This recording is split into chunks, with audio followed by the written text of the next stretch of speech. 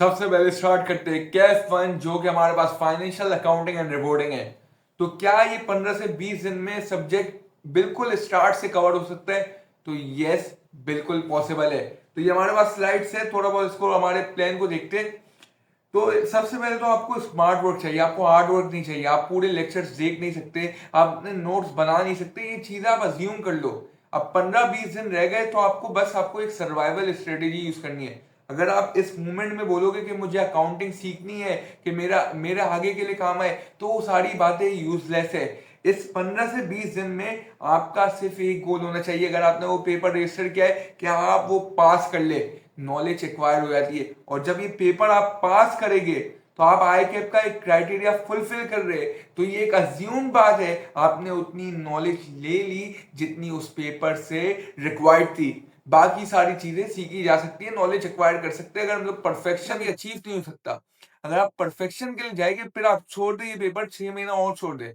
तो अगर जो स्टूडेंट जिसको पास करना है ये पेपर और उसके पास 15-20 डेज है और वो अभी स्टार्ट कर रहा है, उसने बस सिलेबस देखा हुआ है, थोड़ा बहुत बिल्कुल स्टार्ट किया है, तो क्या वो पास कर सकता है? तो बिल्कुल डुएबल है वो। इस प्लान को देखते हैं। तो सबसे पहले ये याद रखना है, हमें पेपर का पास रेट पता होना चाहिए। इस पेपर में 10 में से 3 बच्चे पास होते हैं। इस पेपर का पासिंग रेशियो है 30%, जो हमारा स्प्रिंग 25 का रेशियो था। और ये ऑन एन एवरेज 27%, 30%, 35% इसी अराउंड मूव कर रहा होता है। तो बेसिकली पासिंग मार्क्स हमारे पास 50 है। टोटल पेपर 100 मार्क्स का होता है और 50 को क्रॉस करना मुश्किल बात नहीं है अगर आपने राइट सर्वाइवल स्ट्रेटेजी से प्रिपेयर किया। तो अब देखिए, चाहे आपका एक पेपर हो, चाहे आपका 2 पेपर हो, चाहे आपके 3 पेपर हो, चाहे आपके 4 पेपर हो, आपको दिन का 10, 12, 15 घंटे देना है। क्योंकि अब आपके पेपर से 15 to 20 डेज रह गए और अब आप कोई कॉम्प्रोमाइज नहीं कर सकते। चाहे जितने भी पेपर हो, गिव योर मैक्सिमम, अपना पूरा पोटेंशियल लगा देना है। और 4 पेपर भी स्ट्रेस से करने जाए तो 15-20 दिन में पॉसिबल है। तो ये कुछ की पॉइंटर्स आपको याद रखने हैं। Stop studying like it's month one. आपका लास्ट मंथ चल रहा है, बल्कि लास्ट फ्यू डेज चल रहे, तो आपको कुछ चीजें ध्यान में रखनी है। आप अभी इस वक्त फुल लेक्चर्स नहीं देख सकते। आपका शायद अगर 1-2 पेपर होते तो आप फुल लेक्चर्स देख भी सकते थे, लेकिन 4 पेपर्स और आप बिल्कुल स्टार्ट से कर रहे, तो फुल लेक्चर्स पॉसिबल नहीं है। और आपको क्या करना है, क्रैश कोर्सेज सीखने हैं, वर्कशॉप सीखनी है, शॉर्ट वीडियो सीखनी है। कौन सा कंटेंट आपको देखना है वो मैं आपको रिकमेंड करूंगा। और अभी मैं जब ये शूट कर रहा हूँ, मेरी इधर इस वीडियो के दौरान मेरे चैनल में आएगी, कोई इंस्टीट्यूट, कोई टीचर से एफिलिएशन नहीं है। अगर मैं किसी की रिसोर्स शेयर कर रहा हूँ तो शायद उसने उस रिसोर्स ने मुझे हेल्प किया होगा या किसी और स्टूडेंट को हेल्प किया होगा, जिसके फीडबैक से मैं इधर शो करूंगा उस रिसोर्स को। तो सबसे पहले फुल लेक्चर्स आपको नहीं दिखते। नंबर 2, आप अपने नोट्स बनाने नहीं बैठेगा। आप अपने नोट्स, अपने हैंड रिटन नोट्स बनाने बैठोगे तो ये आप अपने साथ टाइम वेस्ट करोगे और एक गलत करोगे, क्योंकि ये टाइम नहीं है नोट्स बनाने का। आप किसी टीचर के रेडीमेड नोट्स ले लो। अगर आपका कोई दोस्त है, किसी टीचर से पढ़ रहा है और आपको लगता है वो टीचर अच्छा पढ़ाते, तो उसके रजिस्टर्ड नोट्स ले लो, उसको फोटो कॉपी करवा लेना।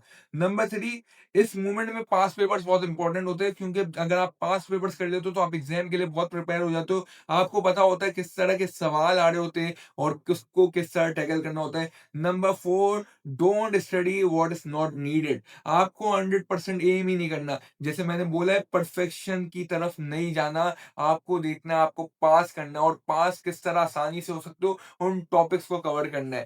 देखो, 100% सिलेबस आपका डुएबल भी है, पॉसिबल भी है, लेकिन इनमें से कुछ चीजें ऐसी होती है जो टेस्ट ही नहीं होती, जो बहुत कम टेस्ट, मतलब हर 5 साल में एक बार हो गई, मतलब 5, 6, 10 टाइम में एक बार हो गई। तो उस चीज को कवर करने का क्या फायदा, उस चीज के पास पेपर्स करने का क्या फायदा? तो सिर्फ आपको वो पढ़ना है जो आता है, जो पेपर में टेस्ट होगा। अभी आप पेपर पास करने के लिए पढ़ रहे हैं। 15 से 20 दिन का डे प्लान देखने से पहले हमें आई कैप की ग्रिड देखनी है। आई कैप एक ग्रिड प्रोवाइड करता है और बहुत से स्टूडेंट्स को पता ही नहीं होता ग्रिड है क्या।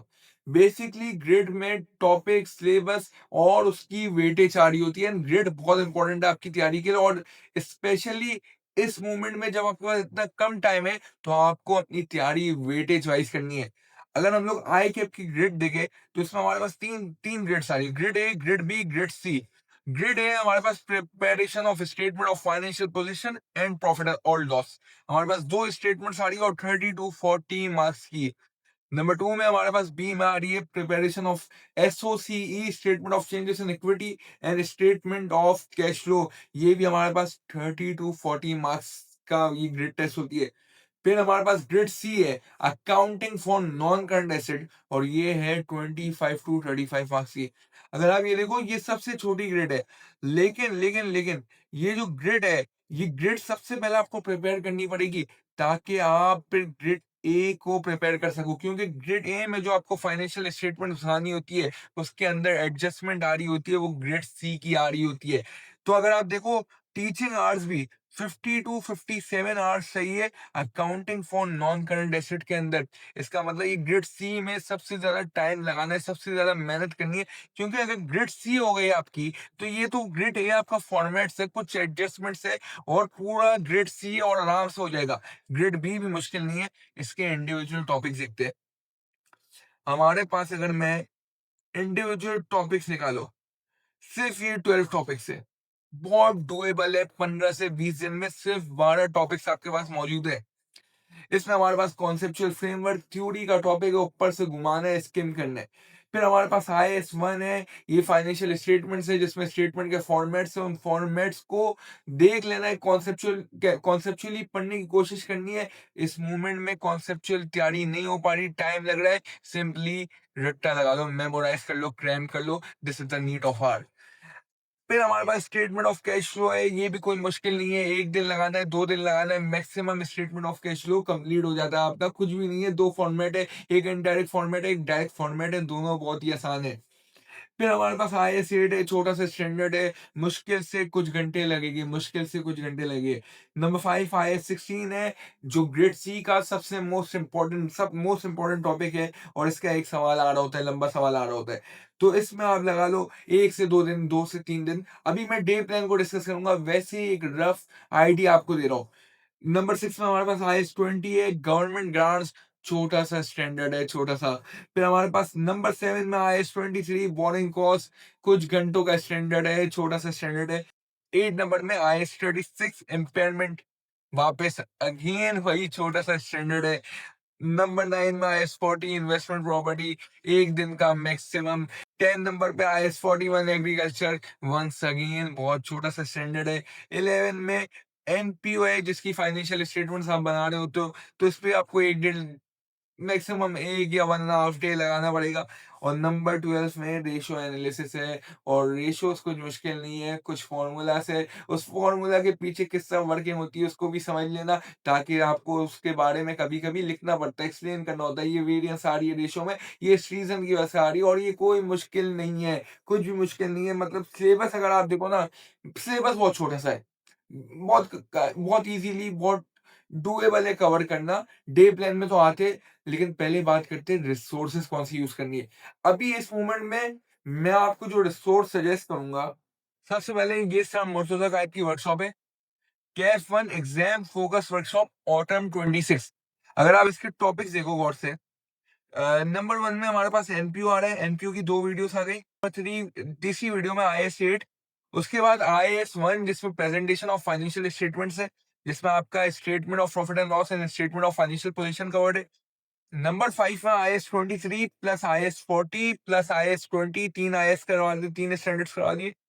नंबर 6 में IS 36, नंबर 7 में IS 16, नंबर 8 में IS 7, नंबर 9 में रेशियो एनालिसिस, नंबर 10 में वापस रेशियो एनालिसिस। ये कुछ 10 वीडियो से और आपके सारे मेजर टॉपिक्स कवर हो जाएंगे। ये अराउंड मेरे ख्याल से मैंने जो कैलकुलेट किया रफली, अभी अभी जो मैंने टाइम देखा, इसमें 20 टू 25 आवर्स की ड्यूरेशन की प्रॉपर वर्कशॉप है। और ये वर्कशॉप क्या इनफ है पास करने के लिए? यस, इनफ है पास करने के लिए। साथ में मैं जो स्ट्रेटेजी अभी आपको बताने वाला हूँ कि साथ में किस ऑर्डर में चलना है और साथ में पास पेपर्स कवर करने हैं, तो उसके साथ मोर देन इनफ है आपको ये FAR 1, ये जो FAR है KF1 पास करवाने के लिए। तो अगर बात करें तो ये sir MQ sir Murtuza guide की जो वर्कशॉप है, ये अराउंड 25 आवर्स की है, और आप लोग इसको 1.5 या 2x में आराम से देख सकते हो, 2x में देख सकते हो। तो इसका मतलब जो आपको लेक्चर देखने हैं वो अफेक्टिवली 12 आवर्स के हैं। और अगर आप दिन का 3-4 घंटे भी कैफ 1 में लगाते हो, अगर आपके पास मैं अज़्यूम कर रहा हूँ 4 सब्जेक्ट कैफ के दे रहे हो, तो दिन का अगर 3-4 घंटे भी देते हो, तो ये मैक्सिमम आपको कितने दिन लगेंगे? 3 टू 4 डेज़ लगेंगे ये सारे लेक्चर्स कवर करने के लिए। आपको ऐसा नहीं करना 3 से 4 दिन पहले लगा के लेक्चर्स कवर करने हैं, इस तरह नहीं करना। जिस तरह मैं गाइड करूँगा उस तरह करना है, तो वो मेरे ख्याल से आपके लिए रिकमेंडेड है। अब आ जाओ डे प्लान में चलते हैं, लेकिन डे प्लान से पहले एक और रिसोर्स को मैं डिस्कस कर लूँ। जो दूसरी रिसोर्स हमारे पास मौजूद है वो आई कैप की स्टडी टेक्स्ट है। अब इस मूवमेंट में 15-20 दिन जब रह गए, तो मैं ये रिकमेंड नहीं करूंगा आप आई कैप की study text word to word पढ़ें, लेकिन इतना टाइम जरूर है कि आप अपनी आई कैप की स्टडी टेक्स्ट को स्किम कर सकते हैं एंड वो बहुत ज्यादा आपको फायदा देगी पेपर में। अब ये हमारे पास आगे इंडेक्स कुछ 13 टॉपिक्स है इसके अंदर। अभी हम लोग इसको क्लासिफाई करते हैं कौन से ग्रेड के, और ये लंबा सवाल आएगा या छोटा सवाल आएगा। देखिए, हमारे पास ग्रेड के अंदर T1 और T2 होता है। T1 होता है मैक्सिमम आपका जो सवाल आ रहा है वो 8 मार्क्स का आ रहा है, और T2 होता है जो मैक्सिमम आपका सवाल आ रहा है वो 20 मार्क्स का आ सकता है। तो अगर हम लोग चैप्टर 1 की बात करें, IAS 20 गवर्नमेंट ग्रांट, ये आपका एक छोटा टॉपिक है, T1 टॉपिक है, 8 मार्क का टॉपिक है, और ये बहुत इंपॉर्टेंट टॉपिक नहीं है। करना है आपको, क्योंकि इसके छोटे सवाल बेसिकली इनकी एडजस्टमेंट बड़े सवाल में आ जाती है। फॉर एग्जांपल अगर फाइनेंशियल स्टेटमेंट आ गई ना, तो इसकी एडजस्टमेंट आ जाएगी। वो फाइनेंशियल स्टेटमेंट 20 मार्क की है, लेकिन 4-5 मार्क का उसके अंदर ये वाला स्टैंडर्ड आ गया, तो हम लोग छोड़ के नहीं जाएंगे कुछ भी। और ये बहुत डुएबल है, इस मतलब ये कैफ वन की अगर मैं बात करूँ तो आपको छोड़ के कुछ भी नहीं जाना। जहाँ फोकस देना है मैं वो चीज आपको बताता हूँ, कौन से टॉपिक में फोकस देना है। Chapter number 2 IS 23 boarding cost. वही IS 20 जो था उतना ही छोटा स्टैंडर्ड है, और ये वही छोटे T1 8 मार्क्स, लेकिन छोटा है, इतना इंपॉर्टेंट नहीं है। आ सकता है, मतलब मिल के आ सकता है, अलग से आ सकता है, 8 मार्क्स का आएगा। Chapter number 3 IS 16 T2 20 marks तक का आ सकता है, और ये टेस्ट होता है, बहुत इंपॉर्टेंट टॉपिक है, लाजमी करके जाना है विद पास पेपर विद ज्यादा focus. Chapter number 4 investment property T2 important है, 20 मार्क का आता है, तो ये इस पे भी फोकस आपका होना चाहिए, पास पेपर्स ही करने। Chapter number 5 IS 36 impairment of asset, छोटा सा स्टैंडर्ड है, 8 मार्क्स आ जाता है, जाहिर सी बात है करके जाना है, लेकिन छोटा सा स्टैंडर्ड है, कोई इतना मुश्किल नहीं होगी, एक दो दो तीन सवाल भी कर लोगे तो प्रैक्टिस भी हो जाएगी। फिर हमारे पास chapter number 6 interpretation of financial statement, ये वो रेशो वाला टॉपिक है। अब इसका सवाल 20 मार्क का आ सकता है, T2 20 मार्क एक्सपेक्ट कर सकते हैं, इस पे फोकस रखना है, पास पेपर्स करने हैं। IS 41 बहुत छोटा सा स्टैंडर्ड है, अगेन T1 वाला स्टैंडर्ड है, 8 मार्क्स वाला स्टैंडर्ड है, इतना कोई मुश्किल नहीं है, और आराम से हो जाएगा, कुछ ही घंटों में हो जाएगा। Chapter number 8 statement of changes in equity important है, T2 20 मार्क में आ जाता है, और आता है, ये टेस्ट होता है, फोकस इसमें करना है, पास पेपर्स करने हैं। कॉन्सेप्चुअल फ्रेमवर्क बहुत छोटा सा 2-4 मार्क का थ्योरी वाला सवाल आ जाएगा, तो इतना कोई फोकस, मतलब फोकस करना है, ऐसी बात स्किम करना है, बेसिकली स्किम करना है। आए से छोटा सा स्टैंडर्ड T1 में आ जाता है, या कोई बड़े सवाल की एडजस्टमेंट में आ जाएगा, छोटा छोटा सा स्टैंडर्ड है। IS 1 स्टेटमेंट है, स्टेटमेंट ऑफ प्रॉफिट और loss, statement of financial position, T2 बड़ा सवाल आता है, फोकस रखना है। अकाउंटिंग फॉर NPO, ये भी आपका T2 बड़ा सवाल आता है, लेकिन कम आता है, फोकस रखना है, लेकिन कम आता है, मतलब इसमें थोड़ा सा लिखा रख सकते हैं, लेकिन करना है, बट डुएबल एक चीज है, मतलब जितने दिन पढ़े हुए ना, 15-20 दिन, बहुत डुएबल है, तो करना सब है। Chapter number 13 IS 7 statement of cash flow, T2 20 mark का आता है, इंपॉर्टेंट है, पास पेपर्स ही करने हैं। अब अगर मैं बात करूं, चैप्टर नंबर 1 हमारा ग्रेड सी है, जो accounting for non current asset था। चैप्टर नंबर 2 हमारा ग्रेड सी है। चैप्टर नंबर 3 हमारा ग्रेड सी है। चैप्टर नंबर 4 हमारा क्या है, ग्रेड सी है। चैप्टर नंबर 5 हमारा क्या है, ग्रेड सी है। उसके बाद interpretation of financial statement, chapter number 6 हमारा क्या है, ग्रेड बी है। IAS 41 हमारा क्या है, ग्रेड सी है। Statement of changes in equity हमारा क्या है, ग्रेड बी है। कॉन्सेप्चुअल एंड रेगुलेटरी फ्रेमवर्क हमारा क्या है, ग्रेड ए है। उसके बाद चैप्टर नंबर 10 IAS 8 हमारा कौन सा, ग्रेड बी है। IAS 1 कौन सा है, ग्रेड ए है। अकाउंटिंग फॉर NPO हमारा क्या है, ग्रेड ए है। IA7 हमारा ग्रेड बी है। अब अगर हम लोग वापस ग्रेड में जाए और अगर मैं ग्रेड को देखता हूँ, गौर से देखिएगा, ग्रेड सी की पहले बात करता हूँ। कितने मार्क्स का टेस्ट होता है? 25 टू 35 मार्क्स का। टॉपिक कितने टॉपिक देखो, 1 2 3 4 5 6, 6 टॉपिक्स है और टेस्ट कितने मार्क का होगा? 25 टू 35। इसका मतलब इसके अंदर एक ही बड़ा सवाल आने वाला है और बाकी छोटे सवाल आने वाले। एक बड़ा जो सवाल आएगा वो कहां से आ सकता है? दो टॉपिक्स मैंने आपको हाईलाइट करवाए, इन्वेस्टमेंट प्रॉपर्टी और IAS 16। इन दोनों में से भी ज्यादा इंपॉर्टेंट कौन सा है? IAS 16 ज्यादा इंपॉर्टेंट है। और ये बाकी क्या है? इसके छोटे 8 मार्क के सवाल आ सकते हैं, या ये कोई बड़े सवाल में किसी और ग्रेड का बड़े सवाल के अंदर एडजस्टमेंट के रूप में आ जाएगा। तो ये सारे भी छोड़ के नहीं जाने, करके जाने हैं। फिर अगर हम लोग ग्रेड बी की बात करें, ग्रेड बी कितने? 30 टू 40 मार्क्स की है, 30 टू 40 मार्क्स की। और ग्रेड बी में टॉपिक कौन से हैं?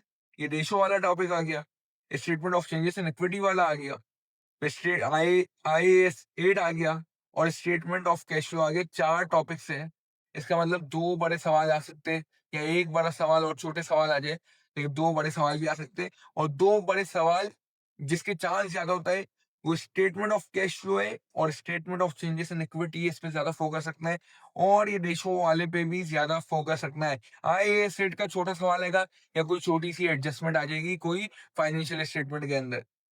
अगर ग्रेड ए की बात करें, ग्रेड ए 30 टू 40 मार्क्स का। ग्रेड ए के टॉपिक कौन से? अकाउंटिंग फॉर NPO, इसका बड़ा सवाल आ सकता है, छोटा सवाल भी आ सकता है, लेकिन कम टेस्ट होता है, लेकिन होता है टेस्ट। तो इसको भी करके जाना है, पास पेपर में थोड़ा बहुत हल्का हाथ रख सकते हैं, लेकिन छोड़ना नहीं है। IAS 1 स्टेटमेंट ऑफ प्रॉफिट और loss and statement of financial position, most important. Grade A का लाजमी करके आना है, विद एक्सटेंसिव प्रैक्टिस करके आना है। और अगर चैप्टर 9 भी ग्रेड ए के अंदर है, जो कॉन्सेप्चुअल एंड रेगुलेटरी फ्रेमवर्क है, स्किम कर लेना, स्किम कर लेना। 3 से 4 मार्क की थ्योरी आएगी, स्किम कर लेना, वो भी मुश्किल आए। तो ये हमारी एक अप्रोच तो सेट हो गई है। अब चलते हैं डे प्लान में, लेकिन डे प्लान से पहले मैं डिस्कस करता हूँ जो डे प्लान में, अब मैंने तो डे वाइज टॉपिक्स बताए थे ना आपको, अब आपको वो करने किस तरह है। एक और चीज सिखा दो, एक और रिसोर्स सिखा दो मैं उससे पहले आपको। जो मैंने आपको सर मुर्तुजा कायद की वर्कशॉप दिखाई थी ना, ये वही सर मुर्तुजा कायद का कैफ 1 का फोल्डर है। इसके अंदर सारे नोट्स आ रहे। देखो इस वक्त आपको स्टडी डेस्क आप स्किम करोगे, लेकिन आपको कुछ ना कोई रिसोर्स तो पढ़नी है ना। एक तो आप वो वर्कशॉप देख रहे हो, फिर सेकंडली स्टडी डेस्क स्किम कर रहे हो, नंबर 3 आप पास पेपर्स को घुमा रहे होगे, नंबर 4 ये नोट्स बहुत इंपॉर्टेंट है। इसमें समरी नोट्स भी मौजूद है, फुल नोट्स भी मौजूद है, क्लास के नोट्स भी मौजूद है और ये टॉपिक वाइज है। तो ये जरूर घुमाना। और अब आप इसमें ना नीचे आओगे तो बेंचमार्क क्वेश्चंस भी है, सर की अपनी एक प्रैक्टिस बुक है, इधर ही मौजूद होगी बुक्स के अंदर। और ये बेंचमार्क क्वेश्चंस इसमें लिखा हुआ है, ये सवाल इस टॉपिक के। तो अब आपकी स्ट्रेटेजी क्या होगी? स्ट्रेटेजी क्या होगी? अब देखो आपकी स्ट्रेटेजी सिंपल होगी, इसके अंदर ही हम लोग कर लेते हैं। नंबर 1, जो टॉपिक की मैं बात करूंगा, सबसे पहले उसका वर्कशॉप का लेक्चर देखोगे, जो वर्कशॉप का अभी मैंने आपको बताया। नंबर 2, जो लेक्चर देगा उसके नोट्स घुमा लिए, जो अभी मैंने फोल्डर डिस्कस किया। नंबर 3, स्टडी टेक्स्ट में चले गए, उस चैप्टर को स्किम करोगे, उसके प्रैक्टिस क्वेश्चंस को खास तौर पर देखोगे और अगर टाइम हुआ तो सॉल्व भी कर लेना।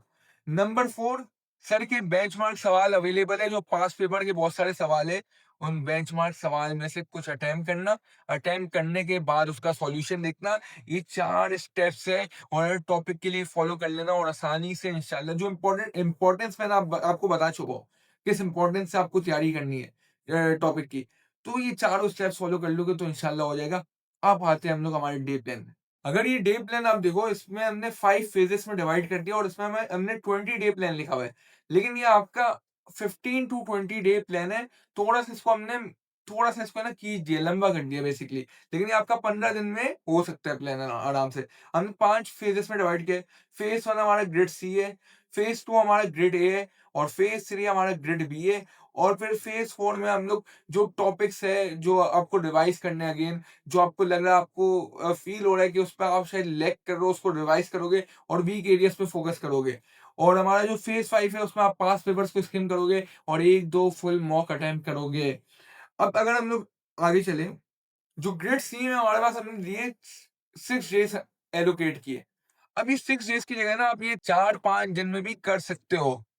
अगर आप देखो डे 1 टू डे 3 मतलब ये 2-3 ढाई दिन आप किसको दे रहे हो? पीपी को दे रहे हो IAS 16। ये बहुत इंपॉर्टेंट है, इसका डिस्क्लोज़र अक्सर टेस्ट हो रहा होता है या इसके जो टी अकाउंट्स है वो अक्सर टेस्ट हो रहे होते हैं। तो ये बहुत इंपॉर्टेंट टॉपिक है, पीपी के टॉपिक को थोड़ा फ़ोकस के साथ करना, थोड़े पास्ट पेपर्स ज़्यादा घुमा लेना, थोड़ा क्वेश्चन ज़्यादा कर लेना क्योंकि ये इंपॉर्टेंट टॉपिक है। अगर पीपी कर लिया तो इन्वेस्टमेंट प्रॉपर्टी में आपको बहुत आसानी हो जाएगी क्योंकि इसके डिस्क्लोज़र काफ़ी सिमिलर है। चीज़ें थोड़ी बहुत चेंज है, ज़ाहिर-सी बात है आप स्टैंडर्ड पढ़ोगे तो आपको पता होगा। 1 दिन में लेकिन डूएबल है, इन्वेस्टमेंट प्रॉपर्टी 1 दिन में कर लोगे आप। अगर डे 4 टू 5 की बात करो, इन 2 दिन में आपको क्या करना है, वो जो छोटे स्टैंडर्ड्स थे ना उनको कवर करने की कोशिश करनी है। इम्पेयरमेंट आईएएस स्टडी से आसानी से हो जाएगा, छोटा-सा स्टैंडर्ड है, ज थोड़ा-सा आपको फोकस करके जल्दी-जल्दी घुमाना होगा चीज़ों को लेकिन हो जाएगा। फिर उसके बाद बोर्डिंग कॉस्ट है, उसके बाद गवर्नमेंट ग्रांट है और एग्रीकल्चर है। ये 4 स्टैंडर्ड्स आपको करने हैं डे 4 टू 5 में मतलब 2 दिनों के बीच में। डे 6 में आपको ये सारे ग्रेड के देखो अब चारों दिन में जब टॉपिक करोगे ना, मैंने जो स्टेप्स बताए वो फॉलो करने हैं। लेकिन जब 5 दिन बाद बैठो तो 1 दिन लगा लेना, ये जो 4-5 दिन जो किया है ना, इन सबको रिवाइज़ कर लेना और इसके कुछ पास्ट पेपर्स घुमा लेना या कुछ सवाल अटेम्प्ट कर लेना, ताकि एक पूरा रिफ्रेश हो जाए आपके माइंड में ये जो आपने आखिरी 4-5 दिन में ग्रिड सी कवर की होगी। तो आसानी से आपका 5-6 दिन के अंदर ये नॉन करंट एसेट ये ग्रिड सी हो जाएगी। उसके बाद हमारी ग्रिड ए है, जिसमें आप डे 7 टू डे 12 दे रहे होगे। अच्छा, इसमें बड़ा सवाल आ रहा होता है। एक स्टेटमेंट आ रही होती है, उसकी काफी एडजस्टमेंट आ रही होती है, एक बड़ा सवाल टेस्ट हो रहा होगा। डे 7 एंड डे 8 में आपको कंपनी की फाइनेंशियल स्टेटमेंट करनी है from trial balance plus adjustment. इसके अंदर आपको statement of profit and loss, statement of financial position दोनों कवर करनी है। इतना मुश्किल नहीं होगा क्योंकि आप वो नॉन करंट एसेट जहां से एडजस्टमेंट्स आ रही होती है वो सारी चीजें देख चुके होगे। इसमें बेसिकली आपको जो मेजर काम करना होगा वो फॉर्मेट्स देखने पड़ेंगे, फॉर्मेट्स पे काम करना होगा। डे 9 के अंदर आपको एनपीओ करना है। एनपीओ के कुछ आपकी स्टेटमेंट बननी होती है और 1 दिन में कवर हो जाएगा, 1 डेढ़ दिन में कवर हो जाएगा। डे 10 के अंदर conceptual framework plus regulatory system ये स्किम करना है। इसमें पूरा दिन भी नहीं लगाना। ये जो डे 9 वाला था ना एनपीओ, एनपीओ को आप थोड़ा और खींच सकते हो डे 10 तक क्योंकि डे 10 में जो कॉन्सेप्चुअल फ्रेमवर्क है ना वो बस स्किम करना है आपको। डे 11-12 में अब इधर आप देखो मैंने 2 दिन लगाए पास पेपर्स के, 2 दिन पास पेपर्स के लगाए क्योंकि ये स्टेटमेंट्स है, स्टेटमेंट्स को आप देखो रीड कर लोगे, फॉर्मेट्स देख लोगे, लेकिन जब तक पास पेपर नहीं देखोगे तो आपको आइडिया नहीं होगा एडजस्टमेंट किस तरह आ रही है। तो पास पेपर्स के सॉल्व सॉल्यूशंस देखने हैं, खुद भी प्रैक्टिस करनी है, खुद भी अच्छे खासे सवाल करने हैं। 2 दिन में अच्छे खासे सवाल कर सकते हो, आसानी से इस ग्रिड को मास्टर कर सकते हो इंशाल्लाह। और याद रखना बैलेंस करने के चक्कर में नहीं जाना। मैंने अभी स्टार्ट में बताया 20 दिन है, परफेक्शन में नहीं जाना। परफेक्शन अभी अपनी इस्तेमाल करोगे फँस जाओगे। बैलेंस नहीं हो रहा फ़र्क नहीं पड़ता, 1 मार्क्स कटेगा। आप आपको पता है आपका एम क्या होना चाहिए? जब पेपर में आप बैठो, आप 60 टू 70% इफेक्टिव आप करेक्ट कर रहे हो चीज़ें। अगर आप 60 से 70% चीज़ें करेक्ट कर रहे हो तो आप आपका तो पेपर पास है ना। पेपर पास करने का क्या क्राइटेरिया है? 50% की लाइन क्रॉस करनी है आपको। अगर आप 60 से 70% सवाल सही कर रहे हो बेस्ट है। अब देखो हर सवाल के अंदर ना कुछ आसान चीज़ें, आसान मार्क्स छुपे हुए होते हैं। आपको जो अटेम्प्ट करो ना, आपको एम ही ये करना है, पहले सारे आसान मार्क्स खींच लूँगा मैं पेपर से। आसान मार्क्स के बाद आपको जानना है जो मीडियम लेवल के ना जिसमें थोड़ी बहुत डिफ़िकल्टी है, वो वाले मार्क्स मैं खींच लूँगा। जो एंड के 10-15 मार्क होते हैं, वो बड़े मुश्किल होते हैं, वो समझ में नहीं आ रहे होते, जिसमें टाइम भी बहुत लग रहा होता है, वो आपको छोड़ना है 10-15 मार्क्स एंड के लिए। टाइम नहीं बचे छोड़ देना, फ़र्क नहीं पड़ता। आपको बस कोशिश करनी है जो आप पेपर कर रहे हो उसका 60 टू 70% आपके हिसाब से आप करेक्ट कर रहे हो। अपने हिसाब से नहीं मतलब अगर आपने सही करना है मतलब 60 से 70% इफेक्टिवली आपको अच्छा करना है, सही करना है। बाकी भी अटेम्प्ट करना है, कोशिश करना है पेपर 100% अटेम्प्ट हो, ये टारगेट होना चाहिए। लेकिन जो 60 टू 70% अटेम्प्ट कर रहे हो वो अच्छा होना चाहिए ताकि आप आराम से चेकिंग के बाद आप पास कर जाओ ये पेपर को। तो ये आपके कितने day 7 to day 12 around 4-5-6 days बने, तो इसमें आप आराम से अपनी ग्रेड ए को मास्टर कर सकते हो। उसके बाद लास्ट में हमारे पास ग्रेड बी बच गई। ग्रेड बी भी बहुत इंपॉर्टेंट है, 30 टू 40 मार्क्स की आती है। कोई भी ग्रेड छोड़ नहीं सकते क्योंकि हर ग्रेड इक्वली इंपॉर्टेंट है। ग्रेड बी के अंदर हमारे पास 3 मेन टॉपिक्स हैं, statement of changes in equity, statement of cash flow, ratio analysis और आईएस 8 तो छोटा-सा टॉपिक है।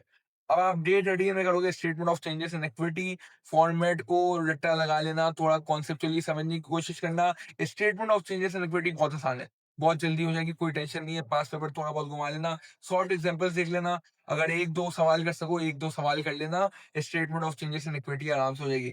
डे 14 में हमारे पास स्टेटमेंट ऑफ कैश फ्लो है, थोड़ा टाइम लेगी, थोड़ी शायद आपको मुश्किल हो सकती है, लेकिन उसको डाइजेस्ट करने की कोशिश करना। लेक्चर देखना पहले, लेक्चर में अच्छे अच्छे से समझाया हुआ है। सेकेंडली फिर जिस तरह मैंने आपको बताया कि नोट्स देखोगे, स्टडी टेक्स्ट को स्किम करोगे और अगर टाइम मिले तो थोड़ी बहुत प्रैक्टिस कर लोगे। उसके बाद डे 15 अगर आप देखो, उसके अंदर आपके पास रेशियो एंड इंटरप्रिटेशन है।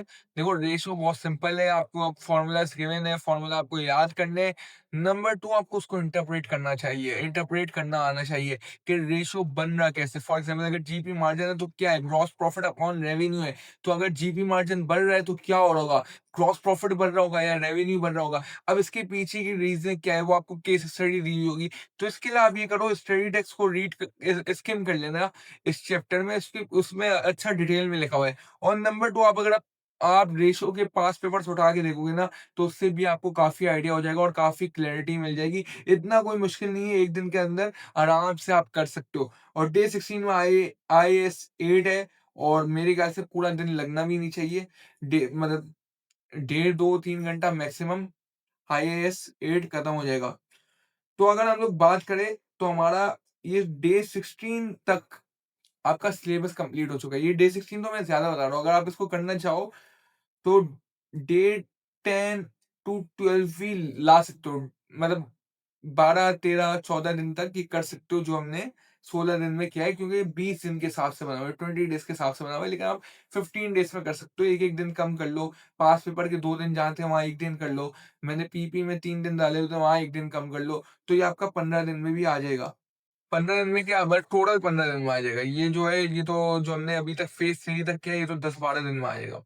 अब आप फेज़ 4 में देखो, इसमें 2 दिन दिए हुए हैं, 2 दिन में आपको यही करना है कि जो भी छोटे-मोटे स्टैंडर्ड्स किए थे उनको रिवाइज़ कर लिया, जो बड़े टॉपिक्स किए उसको भी थोड़ा बहुत रिवाइज़ कर लिया, थोड़े बहुत सवालत कर लिए फेज़ 1 टू फेज़ 3 में, जो आपको लगा कि जो टॉपिक में आपको लैकिंग आ रही है, उसके कुछ सवालत कर लिए और सिंपली आपका ये 2 दिन भी कंप्लीट हो जाएगा, जिसमें आप एक एक तरीके का रिवीजन और थोड़ी बहुत प्रैक्टिस कर रहे होगे।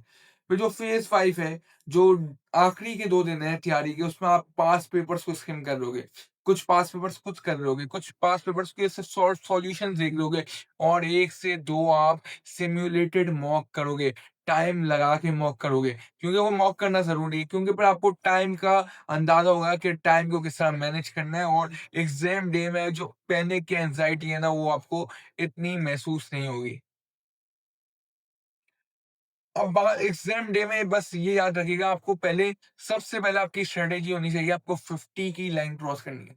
50 की लाइन जिस वक्त क्रॉस कर ली, फिर आप सारे सवाल में जो करना चाह रहे हो ना, मतलब करते जाओ, जो मुश्किल हिस्सा भी है उसको भी करते जाओ, लेकिन 50 की लाइन क्रॉस करने के लिए ना सबसे पहले कोशिश करना आसान से आसान मार्क्स लेते हो। आसान से आसान मार्क्स लेके हल्के मतलब मीडियम लेवल तक जाना, और आप 50 मार्क्स आराम से सिक्योर कर लोगे। अगर आप आईक्यू का पेपर देखो ना, तो 30 से 35 मार्क्स आसान मार्क्स होते हैं। 20 से 25, 30 मार्क्स थोड़े मीडियम लेवल के होते हैं, और 20, 15-20 मार्क्स ऐसे होते हैं जो बहुत मुश्किल होते हैं। अब आपको देखना है, आपको मैंने यही बात बार-बार बोली, 60 टू 70% एक्यूरेसी तक एम करना, आप परफेक्शन अचीव नहीं कर सकते। बैलेंस शीट को बैलेंस करवाना एक ट्रैप है आपके लिए। बैलेंस शीट बैलेंस नहीं हो रही, छोड़ दो, 1-2 मार्क्स कटेंगे। उसकी वर्किंग्स 60-70% सही है, उसकी जो प्रेज़ेंटेशन है वो 60-70% सही है, दैट मैटर्स ऑल। अच्छा, ये एफएआर जो पेपर है, प्रेज़ेंटेशन बहुत मैटर करती है, तो नीट एंड क्लीन काम करना है इसमें, वर्किंग्स भी नीट एंड क्लीन होनी चाहिए। नंबर 2 में कुछ कोई चीज़ अभी समझ नहीं आ रही 15 से 20 दिन के अंदर, तो उसको मेमोराइज़ कर लो, उसको क्रैम कर लो। अगर कॉन्सेप्ट्स अभी नहीं समझ आ रहे कोई फॉर एग्ज़ाम्पल स्पेसिफिक टॉपिक के, तो उस चीज़ को अभी याद कर लो, क्योंकि नीड ऑफ द आवर है। नंबर 3, पेपर में बैठे हो तो आपके वैसे तो अगर आप कैलकुलेशन करो तो 1.8 मिनट पर मार्क मिलता है, लेकिन आपको कोशिश करनी है आप 1.5 मिनट्स पर मार्क दें, क्योंकि आपके पास एंड के पास टाइम, आपके पास बफर टाइम बचेगा, जिसके अंदर आप जो पेपर रह जाएगा वो कर लेना। और सेकेंडली आप फिर अगर पूरा पेपर करने के बाद भी टाइम मिले तो आप पेपर को फिर घुमा लेना। 3 घंटों का अपना बड़ा स्ट्रक्चर करना है, स्टार्ट करना है छोटे सवाल से, फिर बीच में लंबे सवाल लिखने हैं, एंड भी छोटे सवाल से करना है। सैंडविच अप्रोच के साथ चलना है कि जो बड़ा सवाल है ना वो स्टार्ट में रखना है, ना वो एंड में रखना है। जो बड़े सवाल है वो कोशिश करना बीच में कर लेना। छोटे सवाल से स्टार्ट करोगे, छोटे सवाल से एंड करोगे। क्लॉक को बड़ा देखते हुए चलना, पहले घंटे के अंदर कोशिश करना 30 से 35 मार्क का पेपर कर लो। दूसरे घंटे के अंदर 70-75% का पेपर, 70-75% मार्क्स का पेपर कर लो और तीसरे घंटे में पूरा पेपर कर लो। कोशिश करनी है 100% अटेम्प्ट करना है। लेकिन जो मैंने आपको बताया है, पहले आपको एम करना है आसान मार्क्स लेने के लिए। नंबर 3, वर्किंग दिखाना, अटेम्प्ट करना। कोशिश करो हर चीज़ अटेम्प्ट करो। 9 सवाल हो गए टोटल, कुछ लंबे सवाल हो गए, कुछ छोटे सवाल हो गए। पेपर को अच्छे से करना और इंशाल्लाह अगर आप आज से स्टार्ट भी कर दो ना, तो आप एफएआर जो कैफ वन है वो इजीली 15 से 20 दिन में कर सकते हो। और अगर कोई स्टूडेंट सवाल पूछता है, काफ़ी सवाल आ रहे थे कि हमने इतने लेक्चर्स देख लिए, हमने उतने लेक्चर्स देख लिए, तो मतलब आप तो एक माइल हाइट हो, तो आप तो आराम से कर सकते हो कवर, तो कोई टेंशन नहीं है। क्योंकि जो स्टूडेंट आज स्ट्रेस से स्टार्ट कर रहा है, जब वो कर सकता है, तो अगर आपने थोड़ा ज़्यादा कवर कर लिया, कुछ लेक्चर्स भी देख लिए, कुछ टॉपिक्स भी कवर कर लिए, तो इंशाल्लाह 15 से 20 दिन में हो सकता है, कोई टेंशन लेने की ज़रूरत नहीं है। लोग कहते रहेंगे, लेकिन आप ये पेपर बस आप अल्लाह पर तवक्कल करो और ये आप आराम से पास कर सकते हो 15 टू 20 डेज़ में। चलते हैं हमारे अगले कैफ़े में, कैफ़ 2 जो हमारा टैक्स का है।